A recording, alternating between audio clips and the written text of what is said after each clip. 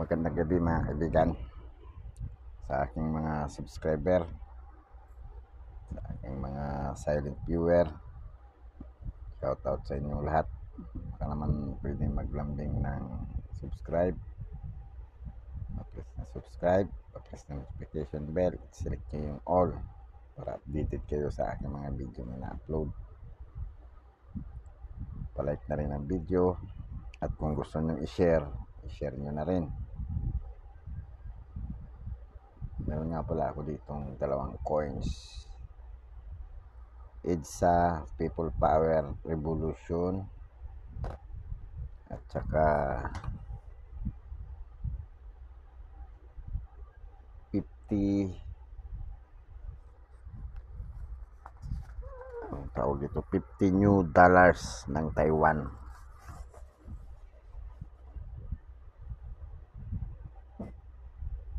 Ito yung ating pag-uusapan.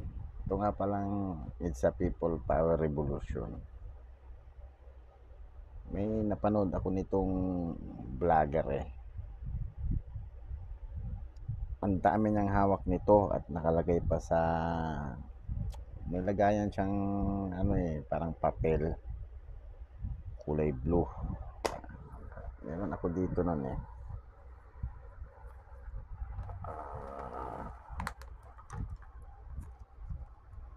hanapin ko muna. Ito, meron akong dalawa. Ito, dito nakalagay ito. Ngayon ito.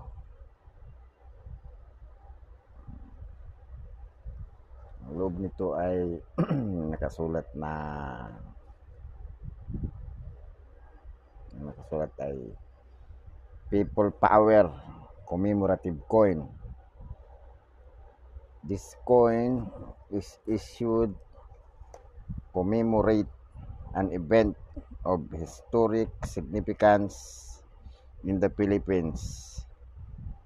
The People Power Revolution of February 22 to 25, 1986. Designed, it depicts the protest of the Filipinos against an unpopular regime by prayer, courage, and love.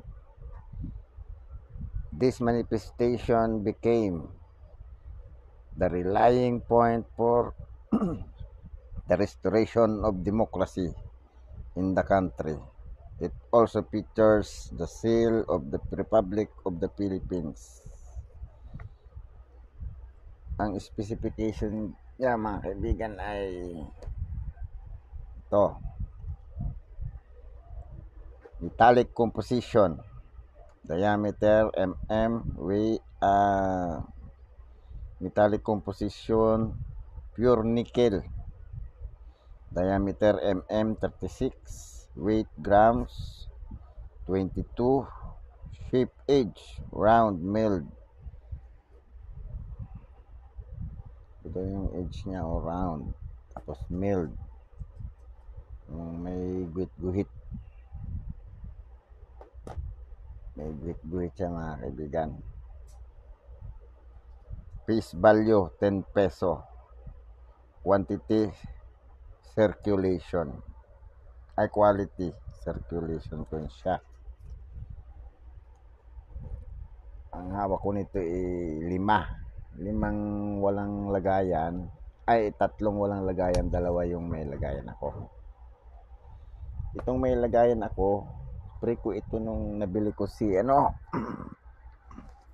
previous yan nung nagbenta sa akin ng si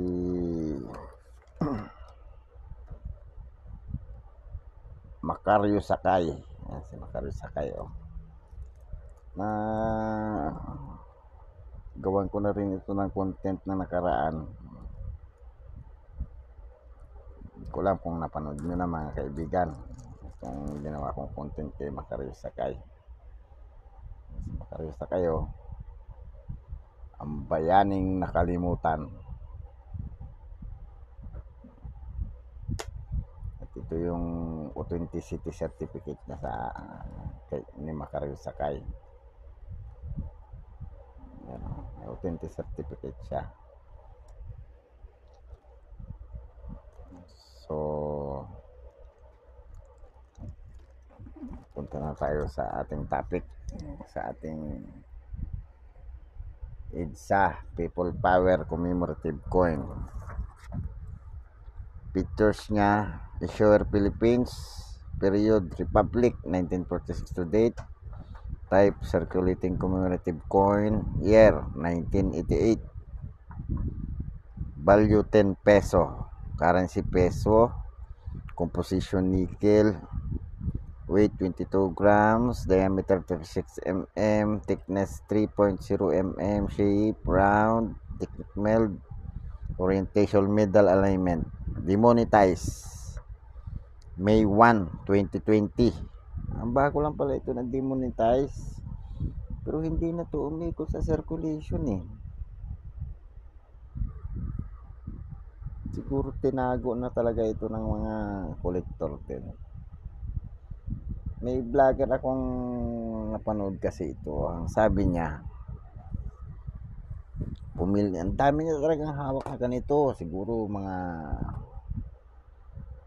ganito kakapal yun, mga kalahating dangkal. Ang sabi niya 18 pesos lang daw ang value nito. Bumili daw siya ng marami pang previous daw niya yun sa mga subscriber niya. Ewan ko kung totoo, kung pre-previous niya yun sa mga subscriber niya. Obverse niya, Code of the Philippines, Latin Republic 1988, 10 peso. Ito yung harap niya. Yung pong akala ko ang harap ay ito. Ito pala yung harap niya. Reverse, crowd of people with flag at left, tank at right.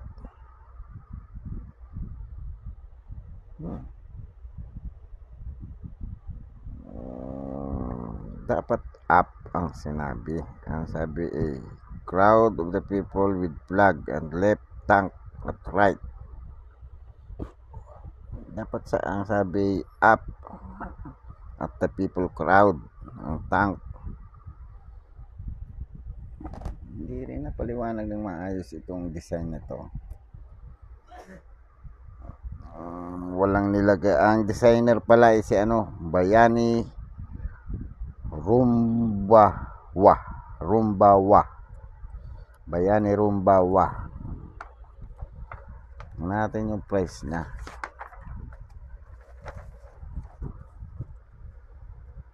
Ang mahal pala nito eh. Kagaya nito, para sa akin ito ay uncirculated. Ito naman ay extra ay almost uncirculated. May presyo siya mahal. 2 million lang pala maintenance nito. Swerte ko naman sa 2 million meron akong 5. Wala siyang very good, wala siyang fine. Very fine, meron siyang 73 pesos. Ang extra fine niya ay hanggang uncirculated 170 pesos. Tamo? Sinasabi nung vlogger na yun na ito ay 18 pesos lang. 170 palang value nito. Hahanapin ko ulit yung vlogger na yun para maipakilala ko sa inyo mga kaibigan. Search ko ito, ang EDSA People Power Revolution. So punta na tayo dito kay $50 ng Taiwan. May mga vlogger na ito daw ay 2,000. May vlogger naman na 500 daw isang piraso nito. May vlogger naman na 1,000. Pero hanggang 2,000 lang ang napanood ko. Dito sa 50 new dollars ng Taiwan. Alamin natin mga kaibigan. Pictures niya, issuer Taiwan, period, Republic, 1949 to date, type, standard circulation coins, years, 2021 to 2022. Dalawa lang pala issued nito. Calendar, Chinese Republican. May calendar pala to. Ayos Value, 50 yuan. 50 Taiwan dollar. Ang value niya sa Pilipinas, malaki. 87 pesos ang katumbas niya. 87 pesos pala to. Wala. Alamin natin. Currency, new dollar. Composition, copper, aluminum, nickel. 92% copper, 6% aluminum, 2% nickel.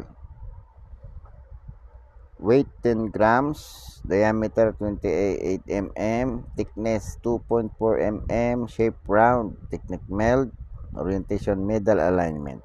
Middle alignment din siya. Obverse, portrait of Sun Yat-sen, the first president of Taiwan, date below. Ibig sabihin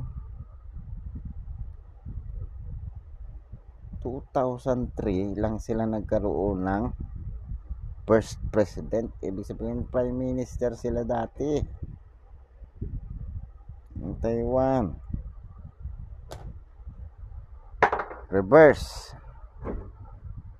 to rise stock, Latin image displaying denomination in Chinese and Western number in center, denomination above. Chinese specified lettering. Translation, walang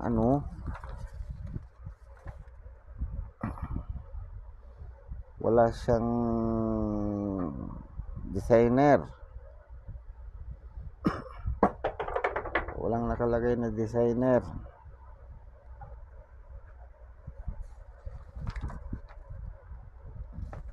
Pero ang sabi,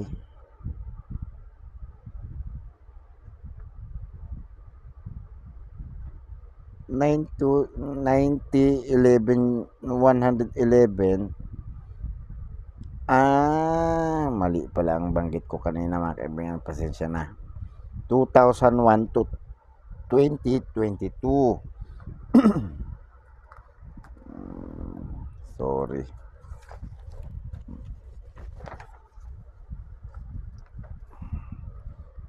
Ang year 2000 niya, 1% lang.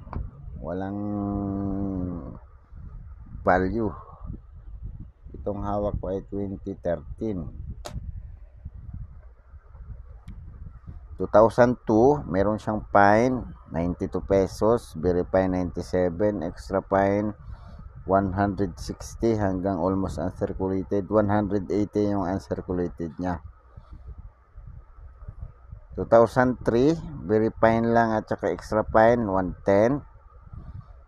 2004, 91 ang very fine, extra fine 93, 100 ang almost uncirculated, 120 ang uncirculated.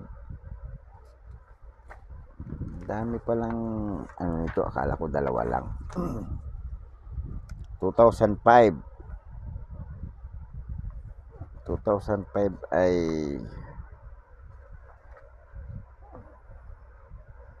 verify niya 110, extra fine 130, almost uncirculated 170 hanggang uncirculated. 2006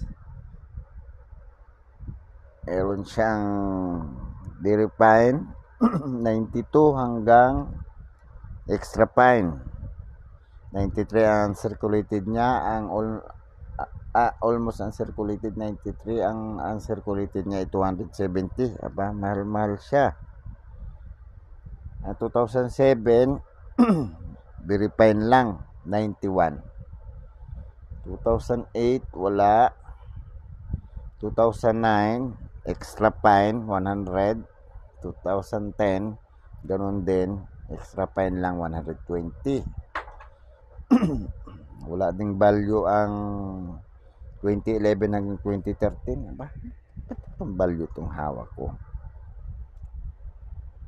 2013 wala siyang value hanggang 2022.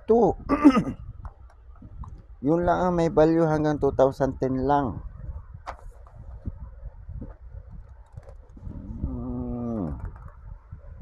Ano kaya nangyayari kay Numista? Bakit hindi niya ina-update ang value ng mga to? Bakit itong mga to, yung mga walang value kasi, naglalagay lang ng kung ilan yung hawak nila, walang picture. Dapat kasi may picture, kaya hindi hindi mabalyuhan ng Numista kasi walang nakikitang picture ang Numista. Kasi ang kakalam ko lang, ang binabalyuhan nila yung may picture at saka yung mga nag-submit, nilalagyan ng very fine, extra fine, kung ano yung hawak nila ng uri ng mga coins. So mga kaibigan, baka naman pwede maglambing ng subscribe, tapos ng subscribe, tapos ng notification bell, at i-select ang all. Palike na rin ang video, at kung gusto nyo i-share, share nyo na rin. Maraming salamat mga kaibigan. Magandang gabi.